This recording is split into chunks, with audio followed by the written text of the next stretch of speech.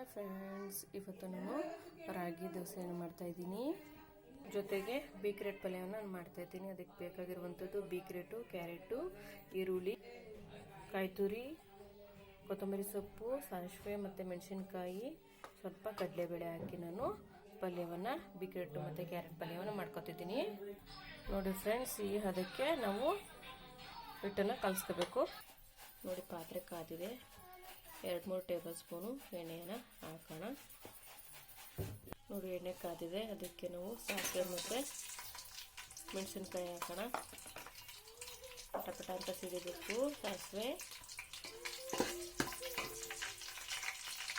ಸ್ವಲ್ಪ ಕಡಲೆಬೇಳೆಕಾಳು ಮತ್ತು ಈರುಳ್ಳಿಯನ್ನು ಹಾಕೋಣ. ನೋಡಿ, ಈರುಳ್ಳಿ ಸ್ವಲ್ಪ ಬ್ರೌನ್ ಕಲರ್ ಬರೋವರೆಗೂ ಹೀಗೆ ತರೋಣ. ಹಸಿ ಸ್ಮೆಲ್ ಹೋಗ್ಬೇಕು ಫ್ರೆಂಡ್ಸ್. ನೋಡಿ, ಕ್ಯಾರೆಟ್ ಬೀಕ್ರೆಟಿಗೆ ತುರ್ಕೊಂಡಿದ್ದೀವಿ. ಇದನ್ನು ಒಗ್ಗರಣೆಗೆ ಹಾಕೋಣ. ನೋಡಿ, ಕ್ಯಾರೆಟಿಗೆ ಫ್ರೈ ಆಗ್ತೈತೆ. ಇದಕ್ಕೀಗ ಸ್ವಲ್ಪ ಉಪ್ಪಿನ ಪುಡಿನ ಆ್ಯಡ್ ಮಾಡೋಣ. 1 ಕಪ್ಪು ಕಾಯಿ ತುರಿ, ಕೊತ್ತಂಬರಿ ಸೊಪ್ಪು ಹಾಕಿ ತುರ್ಕೊಳ್ಳೋಣ. ನೋಡಿ, ಇದು ಕ್ಯಾರೆಟ್ ಬೀಕ್ರೆಟ್ ಸ್ವಲ್ಪ ನೀರು ಬಿಟ್ಕೊಳ್ಳೋವರೆಗೂ, ನೀರು ಇದಾಗೋವರೆಗೂ, ನೀರಿನಂಶ ಸ್ವಲ್ಪ ಡ್ರೈ ಆಗೋವರೆಗೂ ಸ್ವಲ್ಪ ಹೀಗೆ ಹುರಿಯೋಣ. ಸೊ ಮತ್ತು ಇನ್ನೊಂದು ಕಡೆ ನಾವು ದೋಸೆ ಹೆಂಚ ಇಟ್ಕೊಂಡು ದೋಸೆ ಮಾಡೋಣ ಫ್ರೆಂಡ್. ನೋಡಿ ಫ್ರೆಂಡ್, ತವ ಕಾದಿದೆ. ಈಗ ಇದಕ್ಕೆ ದೋಸೆ ಹಾಕೋಣ. ನೋಡಿ ಹೆಂಗಿದೆ. ಅದಕ್ಕೆ ನಾವು ಇದನ್ನು ರಾಗಿ ಹಿಟ್ಟನ್ನು ಕಲಿಸ್ಕೋಬೇಕು. ನೋಡಿ, ಹೀಗೆ ದೋಸೆನ ನಾವು ಹಾಕೊಳ್ಳೋಣ.